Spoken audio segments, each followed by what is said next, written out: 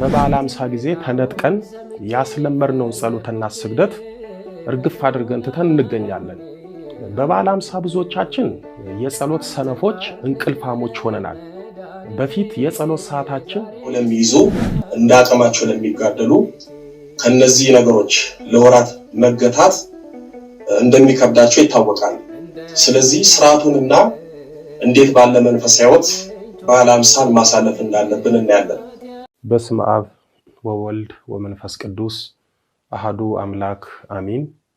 በውጭም በአገር ውስጥ ያላችሁ የተወደዳችሁ የእግዚአብሔር ቤተሰቦች የወለላይቱ እመቤት የድንግል ማርያም የአስራት የቃል ኪዳን ልጆች የቅዱሳን መላእክት የጻድቃን የሰማዕታት ወዳጆች በያላችሁበት የክርስቶስ ሰላም ይድረሳችሁ። የእግዚአብሔር ልጆች ዛሬም የድንግል ማርያም ልጅ መድኃኒታችን ኢየሱስ ክርስቶስ በረዳን መጠን የክብርት እናቱን የእመቤታችንን ጸሎትና ምልጃ ተስፋ አድርገን ጾም ያተጋል፣ ፍስክ ያዳክማል፣ በዓለ ሃምሳን እንዴት እናሳልፍ፣ በበዓለ ሃምሳ ክፉ መናፍስትን መላቀቂያ 4 መንገዶች በሚል ርዕሶች እንማማራለን።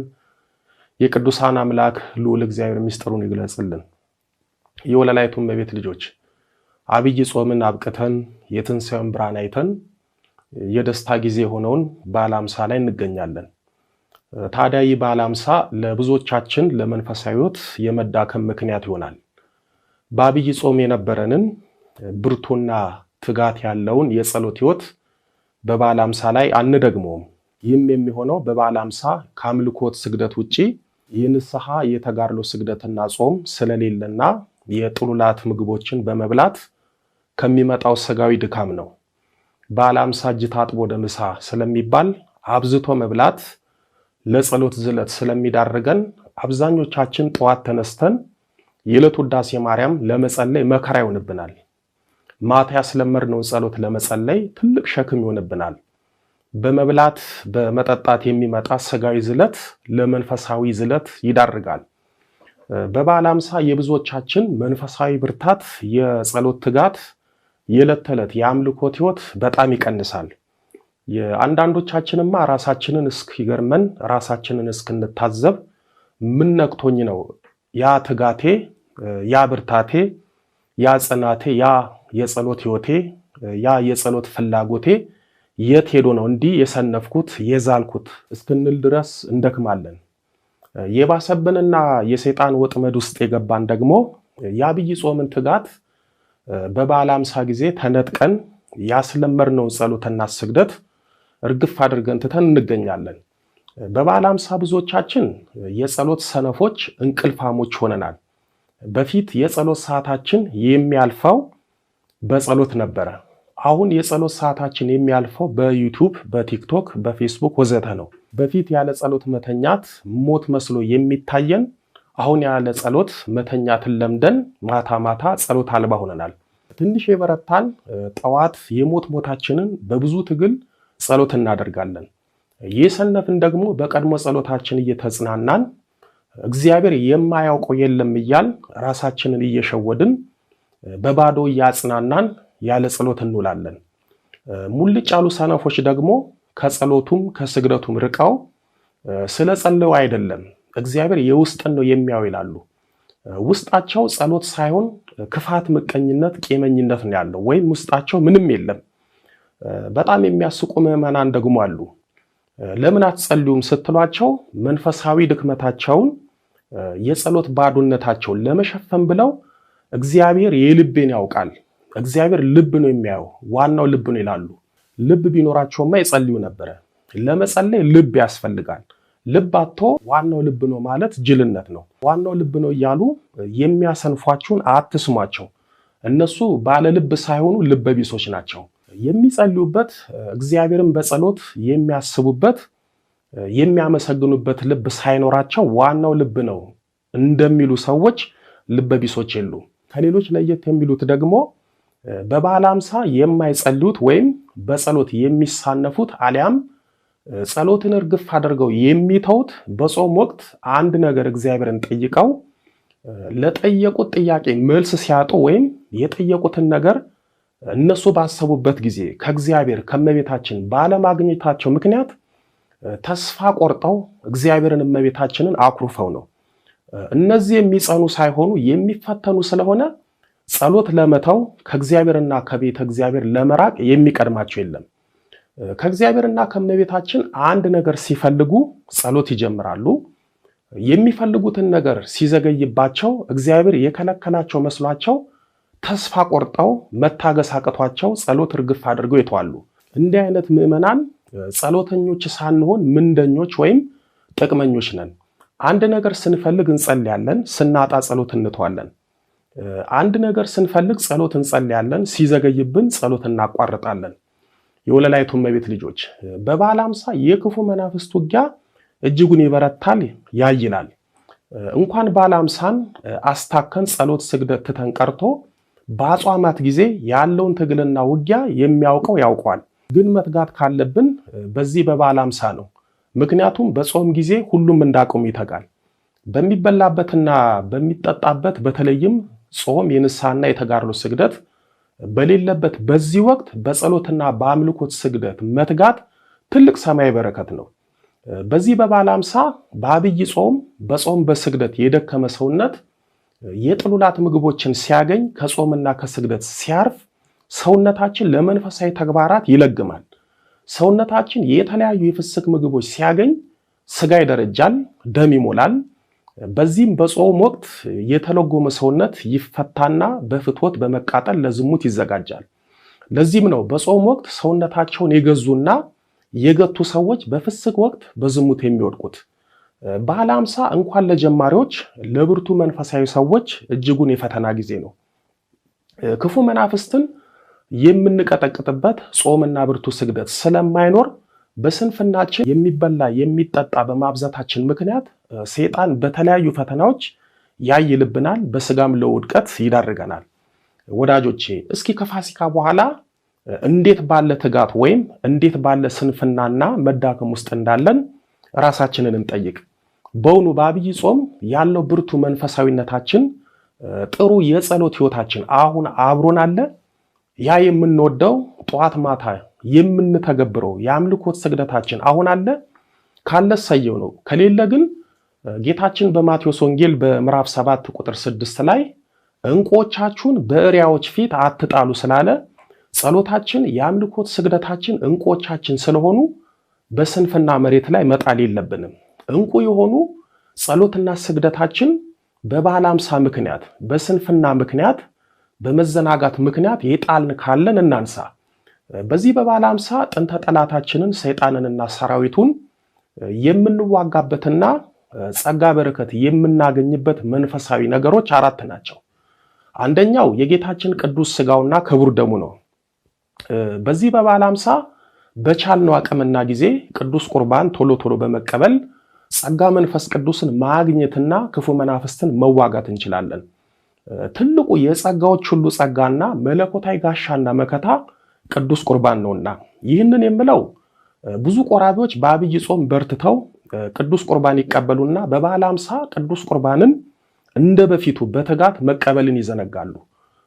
ሁለተኛው ብርቱ የሆነ በትጋት የታጀበ ጸሎት ነው። ጸሎት ያቋረጠ ሰው ከእግዚአብሔር ጋር ያለውን መንፈሳዊ ግንኙነት አቋረጠ ማለት ነው። ጸሎት የተወ ሰው እግዚአብሔርን ተወ ማለት ነው። ጸሎት መጸለይ መርሳት እግዚአብሔርን መርሳት ነው። ጸሎትን መዘንጋት እግዚአብሔርን መዘንጋት ነው። ከጸሎት መለያየት ከእግዚአብሔር ጋር መለያየት ነው። ጸሎት መጸለይ አለመፈለግ እግዚአብሔርን አለመፈለግ ነው። በሁሉም ነገር ጸሎት አለማስቀደም በሕይወታችን እግዚአብሔርን አለማስቀደም ነው። ጸሎትን መተው ይልቁንም ጸሎትን እርግፍ አድርጎ መተው እግዚአብሔርን እርግፍ አድርጎ መተው ነው። መንፈሳዊ ኃይል የምታገኙት በጸሎት ነው። ጸሎት ስታቋርጡ ወይም ጸሎት ስትተው መንፈሳዊ ኃይላችሁን እያጣችሁ ትመጣላችሁ። መንፈሳዊ ኃይል አጣችሁ ማለት ክፉ መናፍስት በየትኛውም ሕይወታችሁ ላይ ኃይል እንዲኖራቸው ፈቀዳችሁ ማለት ነው። ወደዳችሁም ጠላችሁም፣ ተመቻችሁም አልተመቻችሁም፣ ጊዜም ይኑራችሁ ጊዜም አይኑራችሁ ከእግዚአብሔር ጋር የምትገናኙበት ከእግዚአብሔር መልስ የምታገኙበት ስጋዊም መንፈሳዊም ሕይወታችሁ የሚስተካከለው በጸሎት ነው። ጸሎት የማይጸልይ ኦርቶዶክሳዊ በቀን ጨለማ የሚኖር ሰው ነው። ጸሎት የማይጸልይ ኦርቶዶክሳዊ ሰማያዊ ተስፋ የሌለው ሰው ነው። ጸሎት የማይጸልይ ኦርቶዶክሳዊ ለዘላለማዊ ሕይወት ለመንግስተ ሰማያት ራሱን ያላዘጋጀ ሰው ነው። ለኛ ለኦርቶዶክሶች ጸሎት ውዴታ ሳይሆን ግዴታ ነው። ራሱ ባለቤቱ ጌታችን ነው ጸልዩ ለዛውም ተግታችሁ ጸልዩ ያለን። ሶስተኛው ምጽዋት ወይም ዝክር ነው። በዚህ በበዓለ ሃምሳ ለድሆች ለተቸገሩት ምጽዋት መስጠት ወይም መዘከር ትልቅ ጸጋ በረከት ያሰጣል። በዓለ ሃምሳ የመብል ጊዜ ስለሆነ የተቸገሩትን የተራቡትን እንዳቅማችን ማብላት ትልቅ በረከት ነው። ሰይጣን ደግሞ ምጽዋትና ዝክር አይወድም። በረከት የምናገኝበት ሰይጣንን የምንዋጋበት አንዱ በምጽዋትና በዝክር ነው። በነገራችን ላይ በዚህ በበዓለ ሃምሳ የኃጢአት ስርየት የምናገኘው አንድም በምጽዋት ነው። እግዚአብሔር በትንቢተ ዳንኤል በምዕራፍ 4 ቁጥር 27 ላይ ኃጢአትህንም በጽድቅ በደልንም ለድሆች በመመጽወት አስቀር ብሎናል። ስለዚህ ለድሆች በመመጽወት በደላችንን ኃጢአታችንን ማስቀረት እንችላለን። ችግሩ ያመናጢ ለድሆች አያሰጠንም አያዘክረንም። የምንጸድቅበትን ስለሚያውቅ ኪሳችንን ቦርሳችንን በመተናነቅ እንዳንመጸውት እንዳንዘክር ይታገለናል። አራተኛው የአምልኮት ስግደት ነው። የአምልኮት ስግደት የዕለት ተዕለት የስግደት ሕይወት ስለሆነ እግዚአብሔርን ለማምለክ ስንሰግድ በዚህ ስግደት ክፉ መናፍስት ይቀጠቀጣሉ፣ ከሕይወታችን ይርቃሉ። የአምልኮት ስግደት በጾም ወቅት ይሁን በበዓለ ሃምሳ የሚቋረጥ ስላልሆነ አንዱ ጋሻችንና ክፉ መናፍስትን የምናስታግስበት ነው። ስለዚህ በዚህ በበዓለ ሃምሳ አይነ ጥላውን፣ መተቱን፣ ዛሩን፣ ጥላወጊውን፣ አጋንንቱን ወዘተ ከሕይወታችን የምናርቅበት የምንቀጠቅጥበት ጸጋ የምናገኝበት እነዚህ ናቸው። በዚህ በበዓለ ሃምሳ ቅዱስ ቁርባን መቀበል፣ በርትቶ መጸለይ፣ መመጽወት እና በአምልኮት ስግደት መበርታት ትልቅ ደም አልባ ሰማዕትነት ነው። መንፈሳዊነት በአጽዋማት ጊዜ ተግቶ በፍስክ ጊዜ ተዘናግቶ መኖር አይደለም። ወጥ አቋም ይዞ በጸሎት ተጉዞ ለመልካም ፍጻሜ መትጋት ነው። ቅዱስ ጳውሎስ ደቀ መዝሙሩ ጢሞቴዎስን በሁለተኛ ጢሞቴዎስ በምዕራፍ 4 ቁጥር 2 ላይ በጊዜውም አለጊዜውም ጽና ያለው በየትኛውም ጊዜ መዘናጋት ሳይሆን መጽናት እንዳለበት ሲነግረው ነው። የወለላይቱ እመቤት ልጆች እኛም እንደ ጢሞቴዎስ በጾም ጊዜና ጾም ባልሆነ ጊዜ በጸሎት መትጋት አለብን። በመንፈሳዊ ትጋት በተጋድሎና በአምልኮት ሕይወት ጸንቶ የሚኖር ኦርቶዶክሳዊ በአጽዋማት ጊዜ የሚበረታ በፍስክ ጊዜ በመዘናጋትና በስንፍና የሚረታ አይደለም። ይልቁንም ወጥ በሆነ በአምልኮት ሕይወት ማለትም በአጽዋማትም በፍስክ ጊዜያትም የሚያከናውናቸው የሚያደርጋቸው መንፈሳዊ ተግባራት እኩል መሆን አለበት። በአምልኮት ሕይወት ጸንቶ ክርስትናን በተግባር የሚኖር ኦርቶዶክሳዊ ጾም ሲመጣ የሚተጋ ጾሙ ሲፈታ የአምልኮት ሕይወቱን የሚዘነጋ መሆን የለበትም። የሚዋዥቅ መንፈሳዊ ሕይወት ለስጋ ፈተናና ለክፉ መናፍስት ውጊያ ይመቻል። ስለዚህ አጽዋማትም ይሁን ፍስክ ወይም በዓለ ሃምሳ የአምልኮት ሕይወታችን መብሉን መጠጡን ተከትሎ የሚዋዥቅ ሳይሆን እንደ አጽዋማቱ ጊዜ ጠበቅ ያለ መሆን አለበት። እኔ በዓለ ሃምሳ በመጣ ቁጥር ግርም የሚሉኝ ሁለት ነገሮች አሉ። አንደኛው አብዛኞቹ መምህራንና አንዳንድ አባቶች በዓለ ሃምሳ የመብል የመጠጥ የደስታ ጊዜ ነው እያሉ እንድንበላ ያበረታቱናል። አዎ በዓለ ሃምሳ የመብል የደስታ ጊዜ ነው። እኛ እኮ በአጽዋማቱም እንዳቅማችን ስንበላ ነው የከረምነው። ጾሙንም የጨረስነው እየበላን ነው። ከመብላት አልቦዘንም። በአጽዋማት የፍስክ አልበላንም እንጂ የጾሙን በልተን ነው የከረምነው። በዓለ ሃምሳ ሲመጣ ግን በጣም ግን የሚነገረው መብል መጠጡ ነው። ለምን እንደሆነ አይገባኝም። ምዕመናኑን በዓለ ሃምሳ የመብል ጊዜ ነው እያልን ባንነግራቸውም እነሱ ያውቁታል። በዓለ ሃምሳ ምዕመናኑ እንዳይዘናጋ በጸሎትና በአምልኮት ስግደት ማበረታታቱ ላይ ሳይሆን በመብል ማዘናጋቱ ላይ እናተኩራለን። ወዳጆቼ ከገነት የተባረርነው በመብል ወይም በሆዳችን ምክንያት ነው። አትብሉ ተብለን የምንበላ ሰዎች ብሉ ስንባል አግኝተን ነው። ቅዱስ ጳውሎስ በአንደኛ ቆሮንቶስ በምዕራፍ 6 ቁጥር 13 ላይ መብል ለሆድ ነው፣ ሆድም ለመብል ነው፣ እግዚአብሔር ግን ይህንንም ያንንም ያጠፋቸዋል ብሏል። እዛው አንደኛ ቆሮንቶስ ምዕራፍ 8 ቁጥር 8 ላይ መብል ግን ወደ እግዚአብሔር አያቀርብም በማለት ጽፎልናል። አዳምና ሔዋን አትብሉ የተባሉትን ዕፀ በለስ በልተው ወደ እግዚአብሔር አልቀረቡም፣ ይልቁንም ከእግዚአብሔር ተለያዩ፣ ከእግዚአብሔር ራቁ። ለዚህ ነው ቅዱስ ጳውሎስ መብል ወደ እግዚአብሔር አያቀርብም ያለው። ጾሞ እንጂ በልቶ ወደ እግዚአብሔር የቀረበ የለም። በጣም የሚገርመው ደግሞ ቅዱስ ጳውሎስ በሮሜ መልእክቱ በምዕራፍ 14 ቁጥር 17 ላይ በመብል ምክንያት የእግዚአብሔርን ሥራ አታፍርስ በማለት ጽፎልናል። የወለላይቱ እመቤት ልጆች ቀድሞ የገነባችሁትን ጸሎታችሁን፣ የአምልኮት ስግደታችሁን በበዓለ ሃምሳ መብል ምክንያት አታፍርሱ። ጸሎት፣ ስግደት በአጠቃላይ የአምልኮት ሕይወት የእግዚአብሔር ሥራ ነው። ወይም አንድ ኦርቶዶክሳዊ በዕለት ተዕለት የአምልኮት ሕይወት የሚኖር ከሆነ የእግዚአብሔርን ሥራ እየሰራ ነው ማለት ነው። ለዛውም የሚሰራው ምድራዊ ሳይሆን ሰማያዊ ሥራ ነው። ስለዚህ ቅዱስ ጳውሎስ ይህንን የእግዚአብሔርን ሥራ በመብል በመጠጥ በሚመጣ ፈተና አታፍርሱ እያለን ነው። እዚህ ላይ ልብ ልትሉት የሚገባው እኔ ያልኳችሁ በበዓለ ሃምሳ አትብሉ ሳይሆን መጥናችሁ ለሥጋ ፈተና በማይዳርጋችሁ መልኩ ብሉ ነው። ሁለተኛው ብዙዎች የአምልኮት ስግደትን ዘንግተው በበዓለ ሃምሳ ስግደት የለም እያሉ በየመድረኩ በየማህበራዊ ሚዲያው ላይ ያስተምራሉ። ምኑ መሰላችሁ የሚገርመኝ? በአጽዋማት ጊዜ ምዕመናኑ እንዲጠቀሙ ስገዱ፣ ይሄ ስግደት ወይም ይህ አሰጋገር ለዚህ ይጠቅማል ብለው ሳያስተምሩ ይከርሙና በዓለ ሃምሳ በመጣ ቁጥር በበዓለ ሃምሳ ስግደት የለም ይላሉ። በበዓለ ሃምሳ የንስሐ ስግደት፣ የተጋድሎ ስግደት፣ ስጋን ለማድከም የሚሰገድ ስግደት የለም። ግን የዕለት ተዕለት የአምልኮት ስግደትና ስጋዊ ጾር ሲበዛብን፣ የክፉ መናፍስት ውጊያ ሲበረታብን በደንብ እንሰግዳለን። በበዓለ ሃምሳ አይሰገድም ብሎ ለማስተማር በአጽዋማት ጊዜ የሚሰገደውን ስግደት ማስተማር አለብን። በበዓለ ሃምሳ አይሰገድም ስንል የትኛው ስግደት ነው የተከለከለው፣ የትኛው ስግደት ነው የሚሰገደው የሚለውንም ማስተማር አለብን። የማይሰግድ ሰው አይሰገድም ብሎ ለማስተማር የሚቀድሙ የለም። በአብይ ጾም በአባቶቻችን ጸሎት የተጨነቀው የታሰረው መግቢያ መውጫ ያጣው ሰይጣን በበዓለ ሃምሳ ወቅት መተንፈሻው መፈቻው ስለሆነ በዚህ ጊዜ በተለያዩ ፈተናዎች እንዳይጥለን እንዳያዘናጋን ልንጠነቀቅና ልናውቅ ይገባል። ቅዱስ ጳውሎስ በአንደኛ ቆሮንቶስ በምዕራፍ 9 ቁጥር 27 ላይ ስጋዬን እየጎሰምኩ አስገዛዋለሁ እንዳለ እኛም ስጋዊና ክፉ መናፍስታዊ ፈተና እንዳይበዛብን ፈተናው እንዳይጥለን ስጋችንን በጸሎት በአምልኮት ስግደት እየጎሰምን ለነፍሳችን ማስገዛት አለብን። ይህንን እንድናደርግ የቅዱሳን አምላክ ኃያሉ መድኃኔዓለም ኃይሉን ይስጠን፣ ሁላችንንም ይርዳን። በተረፈ ይህ በዓለ ሃምሳ ድሆችን የምናስብበት ከምንጎርሰው ላይ የምናጎርስበት በሀገራችንና በቅድስት ቤተክርስቲያናችን ላይ የመጣውን ፈተና በጸሎት የሚርቅበት ያድርግልን። ያስተማረን የመከረን የአባቶቻችን አምላክ ልዑለ ባሕርይ ቅዱስ መድኃኔ ዓለም ኢየሱስ ክርስቶስ ክብር ምስጋና ይድረሰው። ድንግል ስንላት ጌታን ወልዳ የተገኘች፣ ጌታን የወለደች ስንላት ድንግል የሆነች፣ ስሟን ለመጥራት ከሰማይ ከምድር የከበደች መንበረ ፀሐይ መንበረ ሥላሴ ንግሥተ ሰማይ ወምድር የጌታችን የመድኃኒታችን የኢየሱስ ክርስቶስ እናት ወለላይቱ እመቤት ድንግል ማርያም ምስጋና ይድረሳት። በስመ አብ ወወልድ ወመንፈስ ቅዱስ አሐዱ አምላክ አሜን። በውጭም በሀገር ውስጥ ያላችሁ የተወደዳችሁ የእግዚአብሔር ቤተሰቦች፣ የወለላይቱ እመቤት የድንግል ማርያም የአስራት የቃል ኪዳን ልጆች፣ የቅዱሳን መላእክት የጻድቃን የሰማዕታት ወዳጆች በያላችሁበት የክርስቶስ ሰላም ይድረሳችሁ።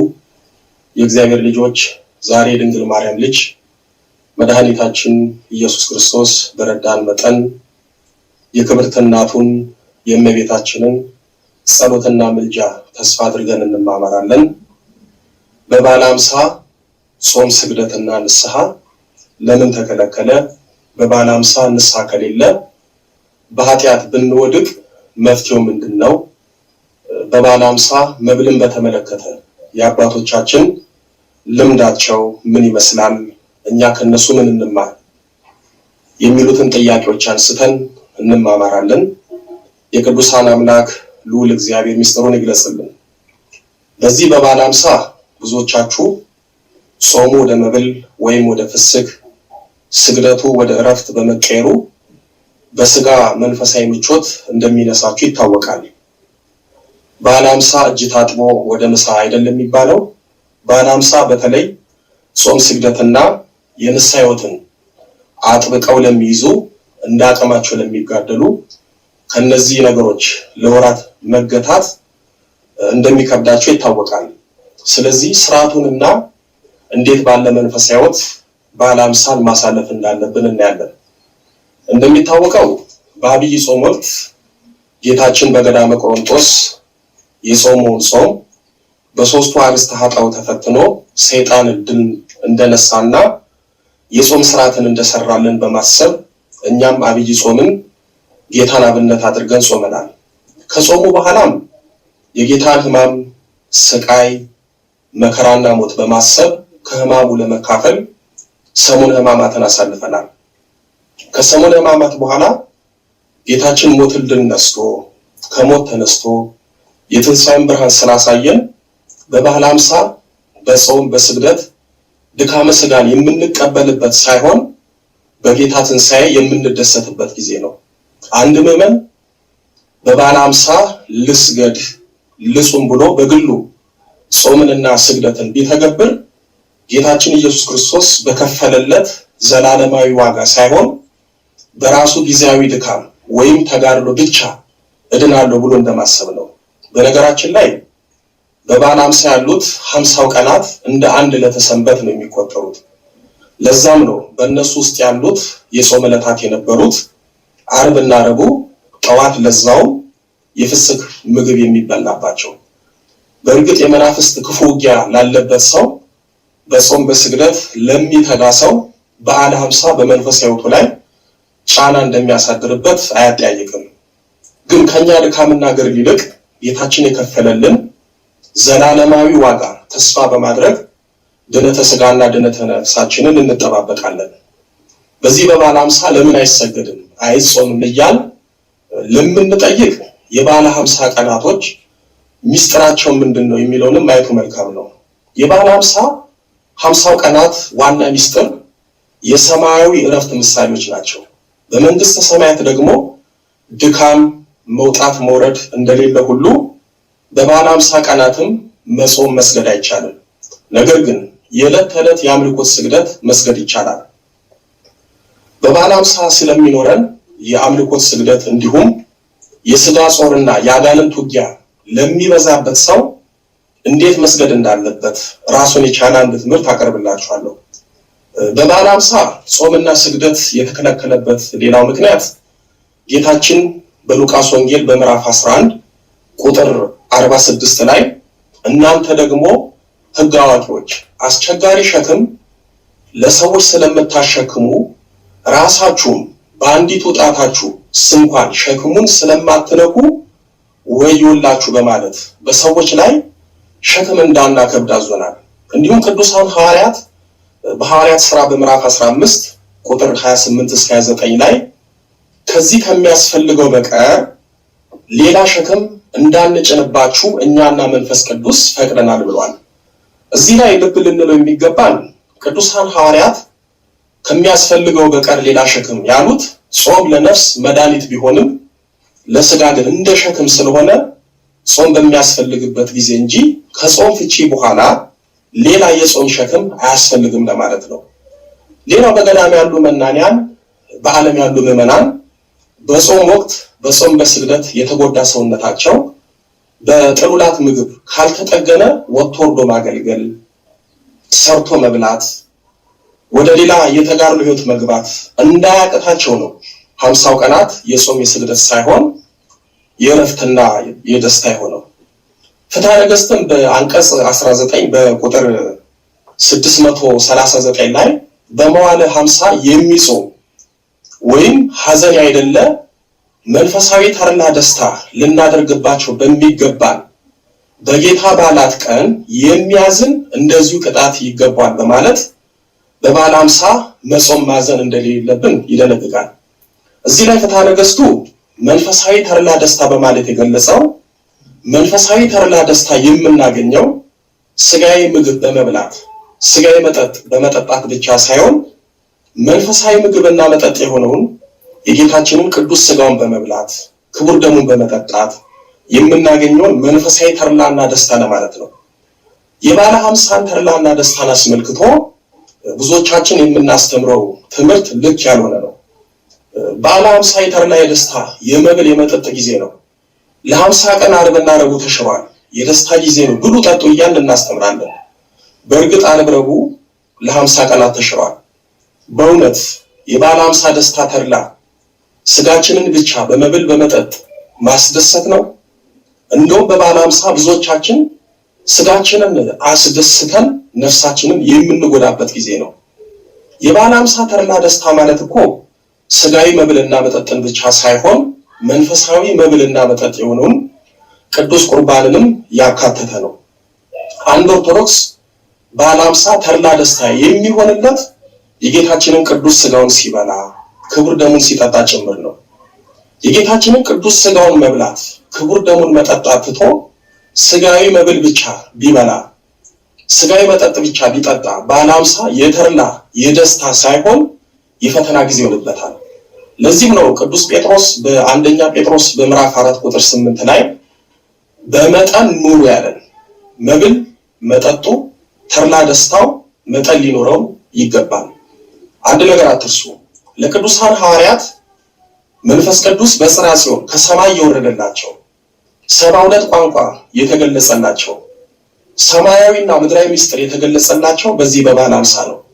ስለዚህ በዓለ ሃምሳ በጸሎት በአምልኮት ስግደትና በተለይም ቅዱስ ቁርባንን በመቀበል እንደ ቅዱሳን ሐዋርያት የመንፈስ ቅዱስ ጸጋን የምንቀበልበት ጊዜም ነው።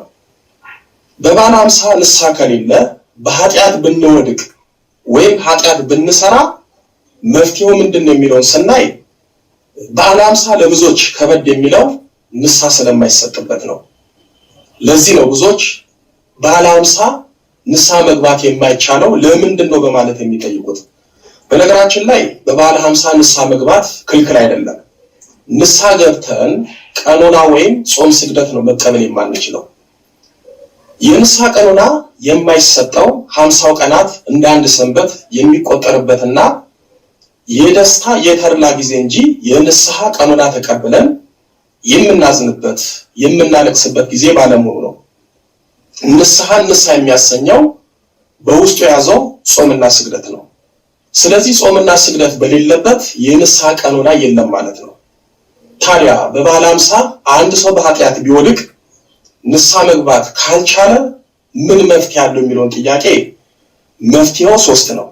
አንደኛው ንስሐን አሰኝቶ ከእግዚአብሔር ዘንድ ስርየትን የሚያሰጠው በሰሩት ኃጢአት ከልብ በመጸጸት ነው። ጸጸት በራሱ ንስሐና አንድ የንስሐ መንገድ ነው። ስለዚህ ሰውነንና በዚህ ወራት በኃጢአት ብንወድቅ እግዚአብሔር ከበዓለ ሃምሳ በኋላ ለሚመጡት የቀኖና ቀናት ለንስሐ እንዲያበቃን በጸሎትና በጸጸት ማሳለፍ ነው። ሁለተኛው በታምረ ኢየሱስ ላይ እንደተጻፈው ጌታችን ለካህናት አባቶቻችን የገባላቸውን ቃል ኪዳን በመተግበር ነው። ይህም አንድ ሰው በበዓለ ሃምሳ ኃጢአት ቢሰራ ንስሐ አባቱን አሊያም ካህናትን ጠርቶ በቤቱ በማብላት በማጠጣት ጸሎት በማስደረግ ከእግዚአብሔር ስርየት እንዲያገኝ ማስደረግ ነው። አሁንም ልብ ልንለው የሚገባን በበዓለ ሃምሳ የንስሐ ቀኖና የሆኑትን ጾም፣ ስግደት መቀበል ነው የማንችለው እንጂ የሰራነውን ኃጢአት ለንስሐ አባታችን በመንገር ወይም በመናዘዝ ቀኖናን በማስቀጠል በሰራሁት ኃጢአት ይፍቱኝ ማለት እንችላለን። ኃጢአትና መርዝ ቶሎ ካልሻረ ኃጢአት ነፍስን ይገድላል፣ መርዝ ደግሞ ስጋን ይገድላል። እግዚአብሔር ለሙሴ በኦሪት ዘሌዋውያን በምዕራፍ 6 ቁጥር 7 ላይ ካህኑን በእግዚአብሔር ፊት ያስተሰርይለታል፣ ስለዚያም ስላደረገው በደል ሁሉ ይቅር ይባላል ያለው እንደዚህ ላለው ኃጢአት ነው። እዚህ ላይ ካህኑ ወይም ንስሐ አባቱ የንስሐ ልጁን የሰራውን ኃጢአት ሰምቶ አረጋግቶ እግዚአብሔር ባወቀ ጸሎተ ንስሐና ፍትሐት ዘወልድ ጸልዮ የሰራውን ኃጢአት እግዚአብሔር ይፍታ ብሎ በመፍታት የቀረውን ቀኑና በጾም ወቅት ለመስጠት በመቅጠር ማሰናበት ይችላል።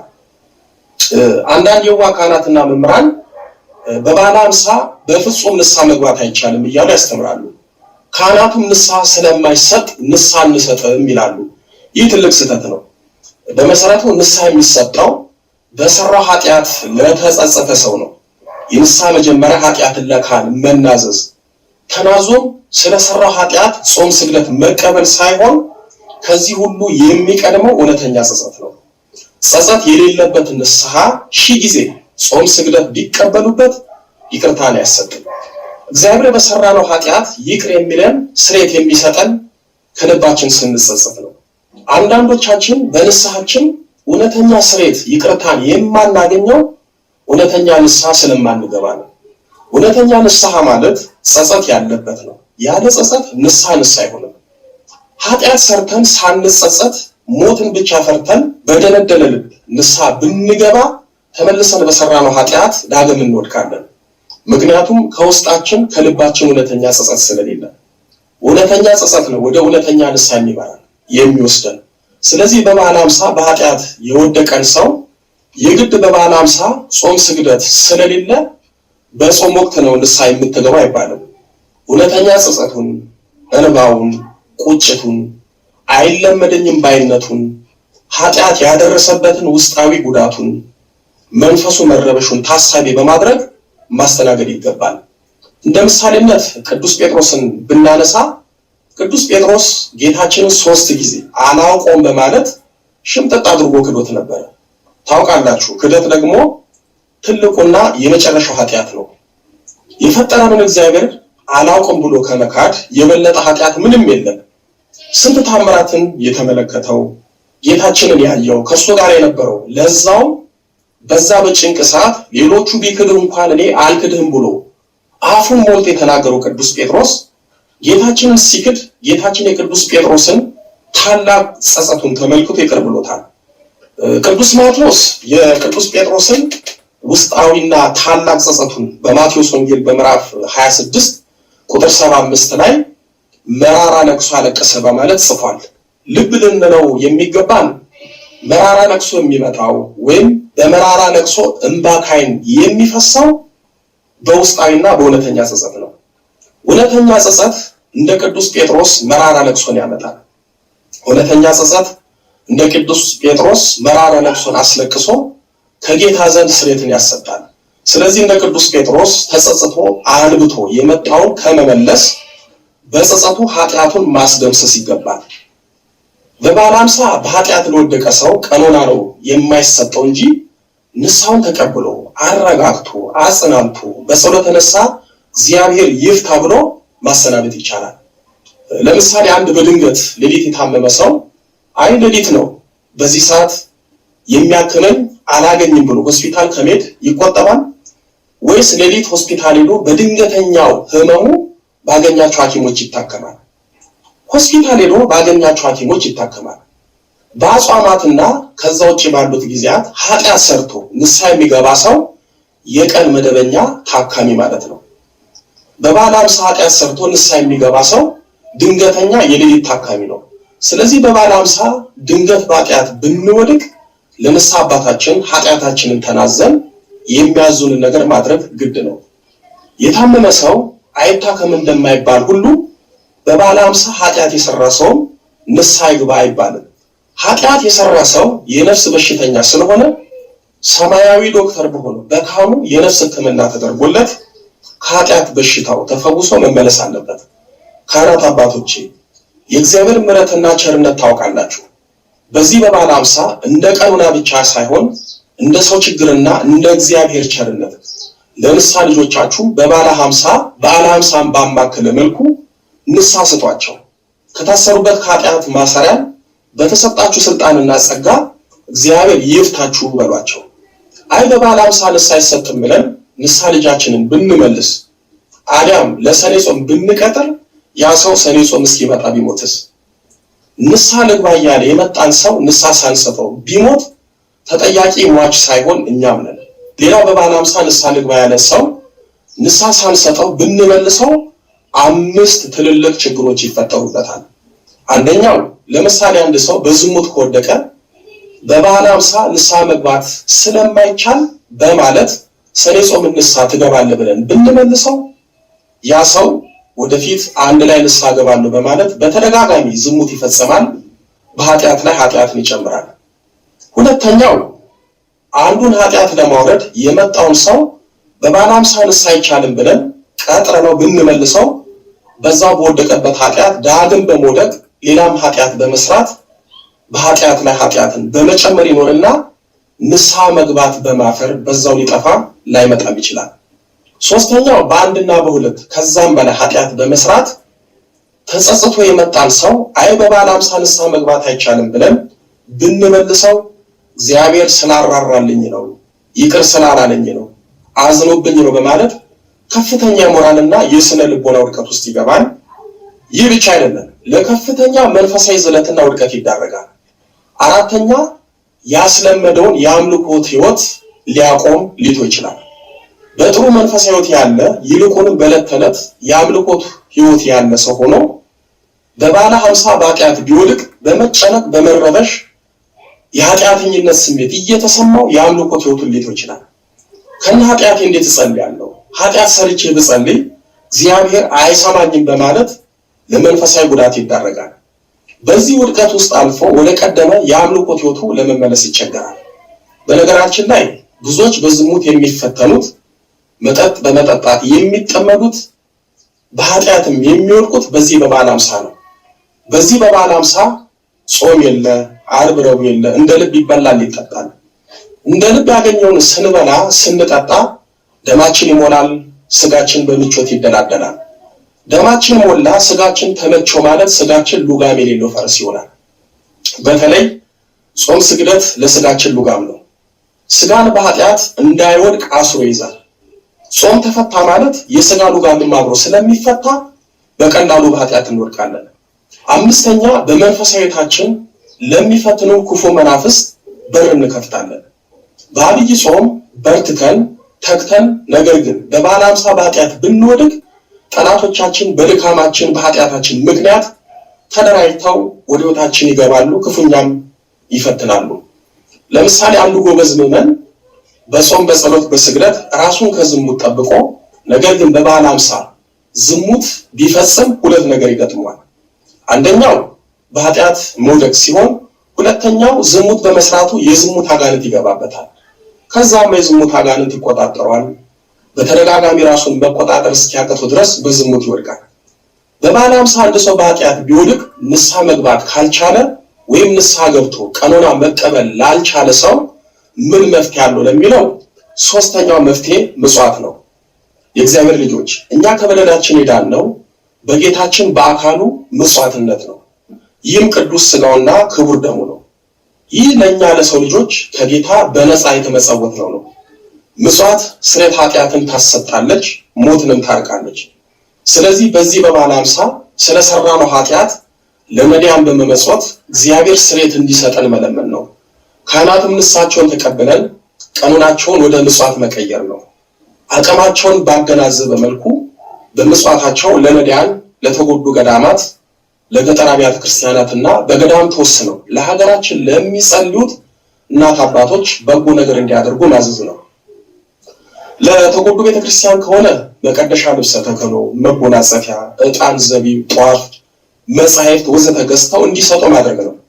ምዕመናንም እኛ እንግዛላችሁ እኛ እንስጣችሁ በማለት ምጽዋቱን አምጡ ከሚሉ አባቶች ተጠበቁ።